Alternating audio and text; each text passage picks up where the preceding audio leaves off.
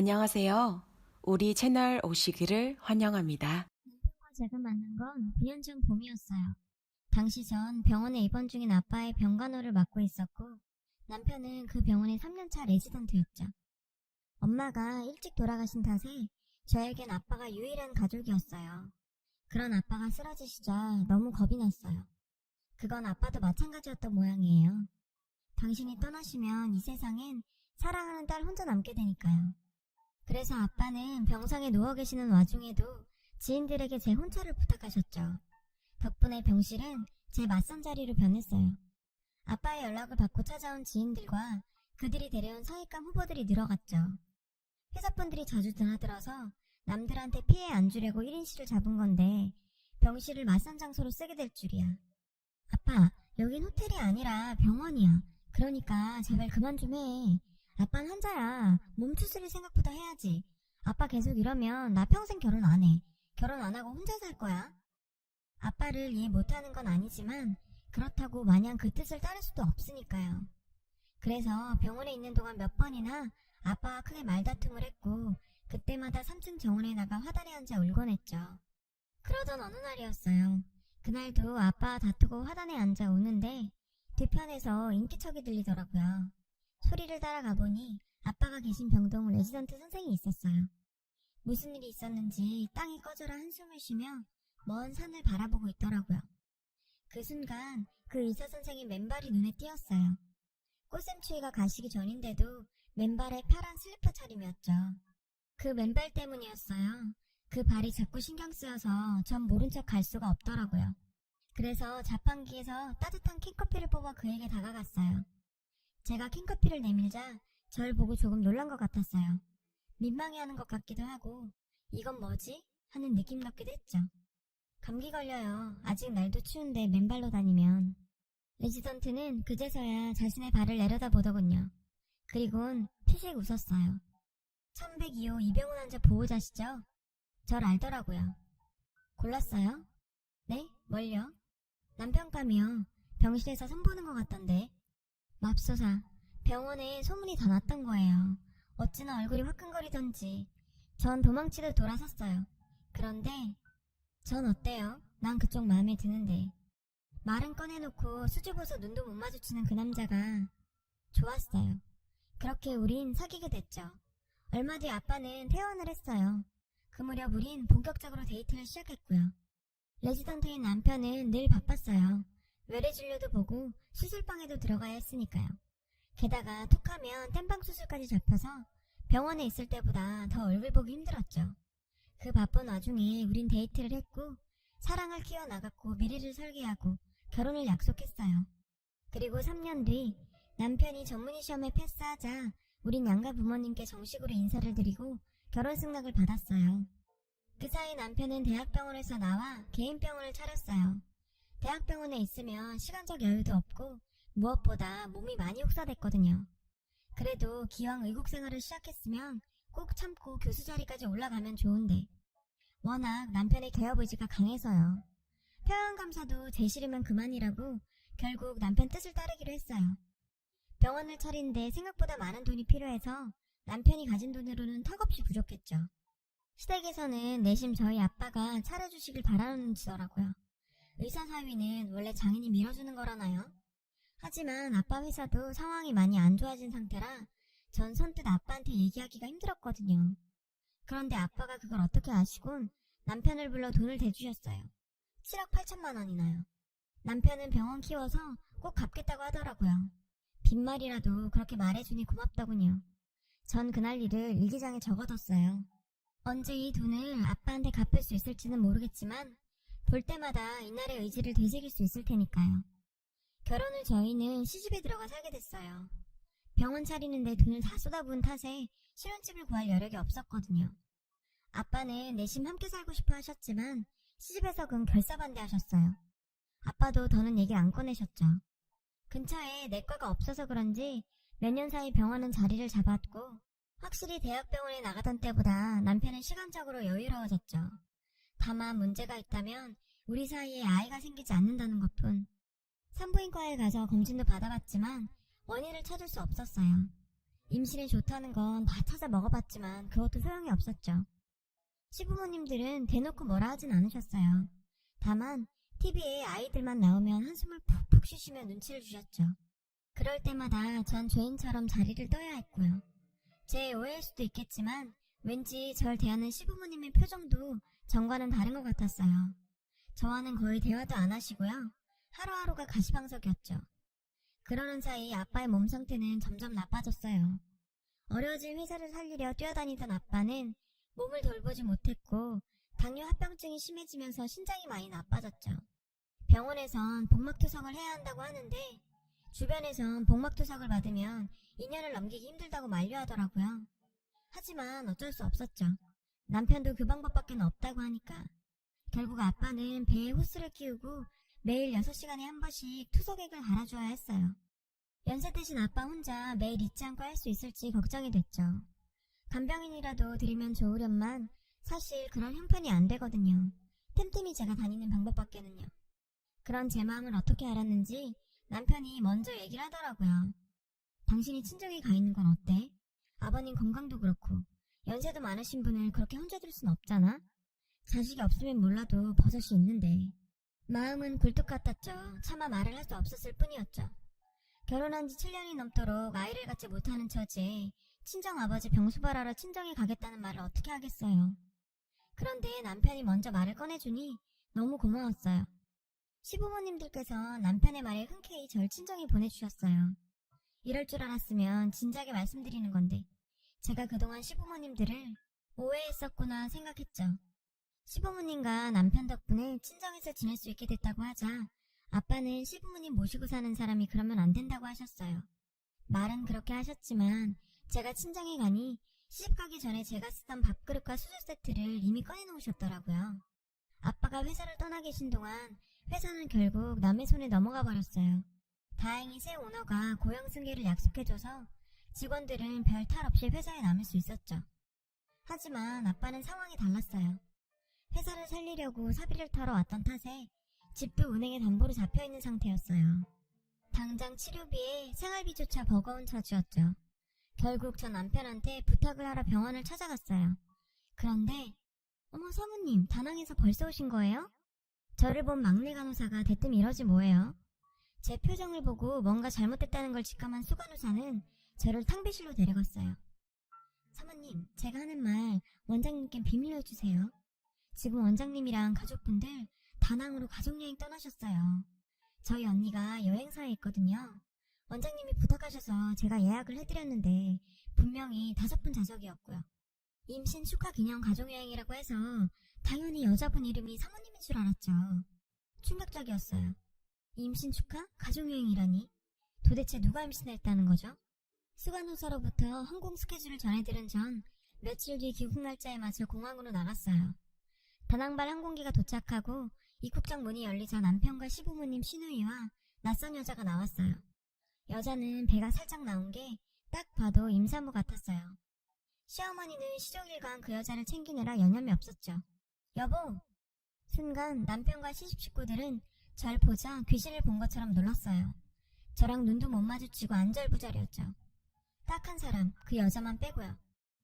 당신이 여기 어떻게? 아버님은 어쩌고 여기로 온 거야? 남편은 그 와중에도 아빠 얘기를 꺼내 화제를 돌리려 했어요. 그건 내가 물어야 할 것 같은데? 다들 어디 다녀오세요? 그리고 이분은 누구세요? 그 여자는 저를 보자 재밌다는 듯 씩 웃더군요. 그러더니 배를 움켜쥐며 배가 그러자 남편과 시집 식구들은 누가 먼저랄 것도 없이 여자를 부축해 공항을 빠져나갔어요. 기가 막혔죠. 마치 저는 안중에도 없는 것처럼 말이에요. 집에 도착하자 시집 식구들은 공항에서와는 180도 다른 모습으로 변했죠. 마치 모든 게 제 잘못에서 비롯된 것처럼 자신들의 행동을 합리화했어요. 막말로 네가 알만 나왔어 봐. 우리가 이렇게까지 했겠니? 네가 이 집 며느리로서 임무를 다하지 못해서 우리가 이런 악역을 자초하게 된 거 아니냐. 내 말이 솔직히 올케가 우리 집에 와서 한 게 뭐 있어요? 살림을 잘하기래 애를 낳기래. 솔직히 언닌 좀 반성해야 돼. 잠자코 앉아 계시던 시아버지는 피곤하시다며 방으로 들어가 버리셨어요. 남편은 병원에서 호출이 왔다며 공항에서 바로 병원으로 가버렸고요. 잘 들었죠? 제가 당신 자리를 뺏은 게 아니에요. 당신이 제 역할을 못해서 내가 그 자리에 앉게 된 것 뿐이라고요. 오늘만 해도 그래요. 그쪽이 친정 아버지 병수 발둔다고 시집을 내팽개치고 가버리지만 않았어도 우리가 당신만 빼고 여행을 갔겠어요? 이렇게 된 이상 오늘 얘기를 끝내죠. 나 태성씨 애 가졌어요. 나도 태성씨도 시부모님도 모두 이 아이 낳길 바래요. 그리고 난 우리 아이가 사람들의 축복 속에서 태어나길 바래요. 그러기 위해선 그쪽이 이 집에서 나가줘야겠어요. 물론 위자료는 줄게요. 친정 상황도 안 좋다는데 그쪽도 먹고는 살아야 하니까. 어떻게 할래요? 이 집에서 더 버텨볼래요? 아님 돈 받고 제 발로 나갈래요? 어쩜 이러죠. 어떻게 상간녀 주제에 창피함도 없이 이렇게 당당할 수 있는 거죠? 시집 식구들은 모두 상간녀 뒤에 숨어 제가 어떤 결정을 내릴지 숨죽여 지켜보고 있었어요. 저게 가족인가요? 7년 동안이나 한솥밥 먹고 살아온 가족이 할 짓이냐고요. 정남이가 딱 떨어졌어요. 생각 같아선 이딴 그지 같은 집구석 내가 버리고 나가고 싶었죠. 하지만 그건 어디까지나 이 사람들이 가장 바라는 일이잖아요. 그래서 들어주기 싫었어요. 난 이 집에서 한 발자국도 안 나가요. 이게 내 대답이에요. 아이를 낳겠다면 당신 아이는 상간녀의 자식이 되는 거겠네요. 난 절대로 이혼 안 해줄 거니까. 아빠한텐 전화해서 한동안 못 갈 것 같다고 투석 잊지 말고 꼭 하셔야 한다고 신신당부를 했죠. 걱정이 됐지만 그렇다고 내 죄를 비우고 나갈 수도 없는 일이 생겨버렸습니다. 밤에 남편이 왔길래 얘기 좀 하자고 했어요. 그랬더니 이미 다 입을 맞춘 것처럼 남편 역시 제 탓을 하더군요. 듣고 있자니 참을 수가 없었어요. 뭐? 당신도 내 탓이야? 어떻게 니들 하나같이 똑같니? 좋아. 당신들 말대로라면 애 못 낳는 여자 남편이 밖에서 애 낳는 것도 숙명으로 받아들여야 한다는 얘긴데 길 가는 사람을 붙잡고 한번 물어봐. 지금 그 말이 맞다고 생각하는지. 인간들이 어떻게 보고 배웠길래 짐승만도 못한 짓을 하고도 그걸 남 탓으로 돌리니? 나 절대 이혼 안 해. 누구 좋으라고 이혼을 해? 유책 사유자는 당신 쪽이란 거 명심해. 말은 이렇게 했지만 사실 겁났어요. 매일같이 날 몰아내려고 혈안이 된 사람들 사이에서 잠을 자고 밥을 먹고 생활을 한다는 게 너무 끔찍했어요. 남편은 상간녀의 방에서 생활을 했어요. 시집 식구들은 저를 마치 투명인간처럼 취급했죠. 밥도 자기들끼리 해서 먹고 빨래도 제 거는 따로 빼놓고 자기들 것만 세탁기를 돌렸죠. 제 방을 제외한 집안 어디에도 제 공간은 없었어요. 그들에게 있어 저는 자신들의 행복을 위협하는 불황자일 뿐이었죠. 그들은 거실을 점령하고 자기들끼리 매일 밤 화기애애하게 저녁 시간을 보냈어요. 전 점점 피가 말라갔고요. 이 집 사람들한테 받는 스트레스와 혼자 투병 생활을 하고 계신 아빠에 대한 걱정까지 절 둘러싼 모든 것들이 저를 짓누르고 압박했죠. 숨을 쉬는 것조차 버거울 정도였어요. 그러던 어느 날이었어요. 마침 시집 식구들은 모두 다 나갔고 집엔 저와 상간녀 둘뿐이었죠. 하필 그때 친정 아빠가 찾아오셨어요. 전 필사적으로 아빠를 집에 들이지 않으려고 했어요. 제가 이러고 사는 모습을 보시면 충격받으실 테니까요. 그런데 기어이 아빠는 집 안까지 들어오셨어요. 이 모든 건 여우 같은 상간녀의 계략이었어요. 아빠를 앞에 놓고 절 압박하려는 거였죠. 상간녀를 통해 제가 아프다는 소식을 들은 아빠는 저를 보자마자 안색이 왜 그 모양이냐며 병원부터 가자고 했어요. 그러세요. 병원에 그렇게 가라는데 한사코 안 가겠다고 버티네요. 사돈어른께서 제발 따님 좀 설득해주세요. 아빠는 상간녀의 배를 보시곤 뭔가 마음에 걸리셨는지 상간녀에게 사돈댁과는 어떤 관계냐고 물었어요. 여자는 날 빤히 바라보곤 천천히 입을 뗐죠.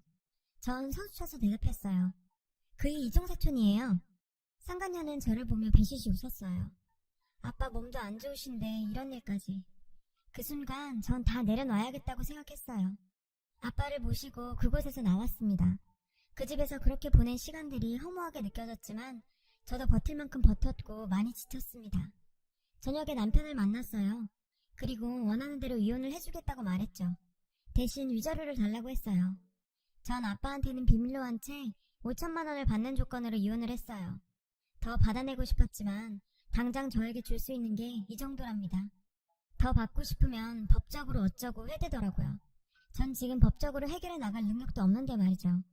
그리고 정말 더럽고 치사하지만 지금 당장에 아빠를 모시고 살아야 했으니까요. 그리고 다음해 가을 아빠는 세상을 떠나셨어요.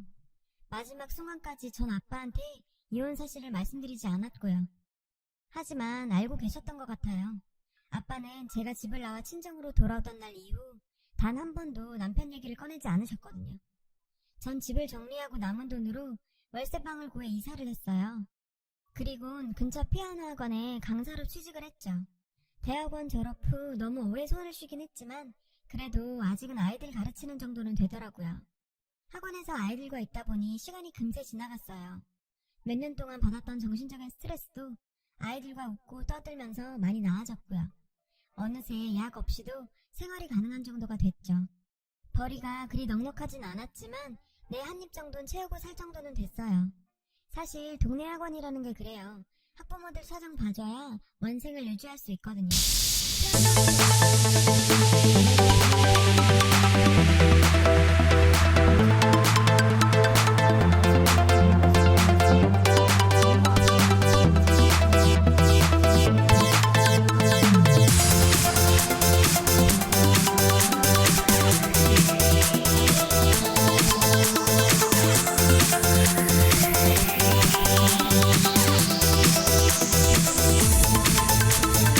Remix. Turn up the bass.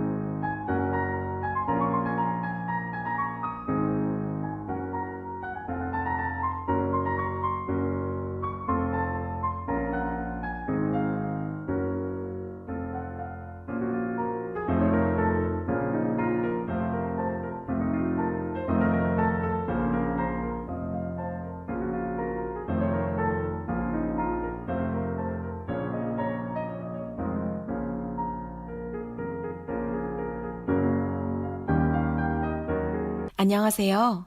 우리 채널 오시기를 환영합니다. 아, 이게 진짜 싼 맛에 아버지 간병인으로 갖다 쓰려고 그랬더니 꼴값을 떠네. 아, 그래. 이렇게 된 마당에 뭘 감추겠냐? 나 솔직히 너 사랑한 적 없다. 처음부터 너 돈 보고 결혼했어. 네 아빠 사업체 가지고 있다고 해서 처가 덕 좀 보려고 너 꼬셨다. 됐냐? 아씨, 근데 고작 7억 8천? 남들은 강남 한복판에 떡하니 건물을 올려준다는데 그깟 돈 몇 푼 주고선 그런 정도 재력밖에 안 된 줄 알았으면 나도 너 선택 안 했어. 에이, 별것도 아닌 게. 뭐라고? 너 정말 바닥이구나. 좋아. 네가 이렇게 나오니까 나도 할 말은 해야겠다. 너 병원 차릴 때 우리 아빠한테 돈 빌린 거 기억하지? 야, 내가 또 언제 빌렸냐? 그거야 장인어른께서 딸 사위 생각해서 주신 거잖아. 그걸 빌렸다고 하면 안 되지. 아버님도 세상에 안 계시니 확인해 줄 사람도 없고 나 원참. 아니, 넌 분명히 빌렸어. 아빠 앞에서 차용증까지 썼으니까. 내 일기장에도 똑똑히 그날 일 적혀있어. 그리고 아빠 돌아가시고 서랍 정리하는데 나오더라. 7억 8천짜리 차용증. 그동안 거지 같은 니네 집구석이랑 엮이기 싫어서 조용히 살았는데 뻔뻔한 이 낯짝 보니까 도저히 안 되겠어. 나 그 돈 10원짜리 한 장까지 다 받아낼 거야. 그리고 니네 부모 네 여동생 상간녀 집에 모셔두고 상견 받을 듯이 하면서 나 내쫓겠다고 아주 생쇼를 다 했지. 거기에 대한 정신적 피해도 다 소송 걸어서 돈으로 받아낼 거야. 이자까지 다 쳐서. 웃기고 있네. 니깎게 변호사비는 있고 뭐 정신적 피해 소송? 웃기고 앉았네. 증거 있어? 우리 식구가 너 괴롭혔다는 증거 있냐고. 뭐? 맨날 네가 끄적거리던 일기장? 그깟게 증거가 될 거라고 생각해? 넌 아직도 세상을 모르니? 이딴 변두리 학원 선생이 너하고 개인병원 원장이 나하고 누가 더 끝발이 셀 것 같아? 너 소송 걸면 100% 나한테 져. 못 믿겠으면 어디 한번 해봐라. 그 알량한 월세 보증금까지 다 날려먹고 싶으면. 맞아요. 예전에도 그 돈 돌려받고 싶지 않았던 건 아니지만 다시 달라고 법적으로 처리할 정신도 재정적 능력도 없었죠. 그건 지금도 마찬가지네요. 전 남편은 뜬금없이 찾아와 제 속만 뒤집어 놓고 갔어요. 이런 남자를 위해 내 인생을 바쳤나 생각하니 기가 막히고 제가 참 바보처럼 느껴졌어요. 알고 보니 남편의 상간녀는 딴 남자의 아이를 가진 제 남편의 아이라고 속였던 모양이에요. 눈치가 빨랐던 남편은 상간녀 모르게 아이의 유전자 검사를 했고 자신의 아이가 아니라는 걸 알게 된 거죠. 하지만 이미 상간녀는 애까지 버리고 집을 떠난 후였어요. 집안이 발칵 뒤집어졌겠죠. 상간녀를 철석까지 믿었던 시어머니가 상간녀 말을 믿고 펀드에 투자한다고 집을 담보로 대출을 받았던 모양이에요. 그 돈을 상간녀가 들고 튄 거죠. 그 와중에 충격으로 시아버님은 쓰러지시고 애는 하루 종일 빽빽 울고. 상황이 이렇게 되고 보니 시댁에서 남편을 시켜 절 데려오라 그랬나봐요. 애 키우고 아버님 병수발 될 사람이 필요했던 거죠. 절 살살 달래서 데려다 쓸 생각이었던 거죠. 이 얘기를 어떻게 들었는지 아세요? 수간호사한테요. 병원 간호사를 지집 종부리듯 집까지 불러서 아버님 간병을 시켰더라고요. 정말 소름 끼치게 지독한 인간들이죠. 며칠 뒤 예슬이 아빠가 학원으로 찾아왔어요. 소송을 걸자더군요. 무슨 소리냐고 했죠. 꼭 들으라고 한 건 아닌데 그날 전 남편분과 하신 얘기 다 들었습니다. 알고 보니 예슬이 아빠는 회사원이 아니라 변호사였더라고요. 나중에 인터넷에 이름을 쳐보니 유명한 로펌의 변호사더라고요. 그래서 그렇게 늘 바빴나봐요. 예슬이 아빠는 자신이 무료로 변호를 맡아주겠다고 했어요. 그동안 저한테 많이 고마웠다면서. 일단 차용증과 통장 이체 내역 그리고 제 일기장까지 모두 증거로 카피본을 만들어두라고 하더군요. 진짜 10원짜리 하나까지 다 받아주겠다고요. 그렇게 소송이 시작되고 얼마 뒤 전 시집 식구들이 저를 찾아왔어요. 울고불고 매달리며 소송을 취하해달라고 싹싹 빌더군요. 할 테면 해보라고 뻗대던 전 남편도 예슬이 아빠가 제 변호를 맡았다는 얘기를 듣곤 꼬리를 내리더군요. 업계에서 예슬이 아빠 소문을 들었나봐요. 여보, 부탁이야. 예정을 생각해서라도 소송 취하해주라. 취하만 해주면 내가 자기 생활비조로 매달 돈도 보내줄게. 응? 전 싫다고 했어요. 당신들이 내게 했던 비열하고 치졸한 행동을 모두 돈으로 받아낼 거라고 했죠. 그리고 앞으로는 당신들을 봐도 투명인간 취급할 거라고요. 당신들이 나한테 그랬던 것처럼 똑같이요. 아직 재판이 끝나지 않아서 결과를 얘기할 순 없지만 이 정도 증거 자료면 패소할 확률은 적다고 하더라고요. 모르긴 해도 아빠가 빌려준 돈 이외에도 엄청난 액수의 위자료를 받을 수 있을 거라고요. 승소 판결이 나면 예슬이 아버님께도 보답을 해드려야겠네요. 그리고 아빠 산소에 가서 술 한잔 따라 드려야겠어요. 이제 걱정하지 마시고 그곳에선 편히 쉬시라고요. 평생 저만 보고 사신 아빠를 위해서라도 잘 살아보려고 합니다. 제 사연을 들어주셔서 감사합니다. 여러분, 사연 댓글에 응원과 현명한 조언 부탁드려요. 좋아요와 구독은 저에게 큰 힘이 됩니다. 오늘도 좋은 일 가득하세요.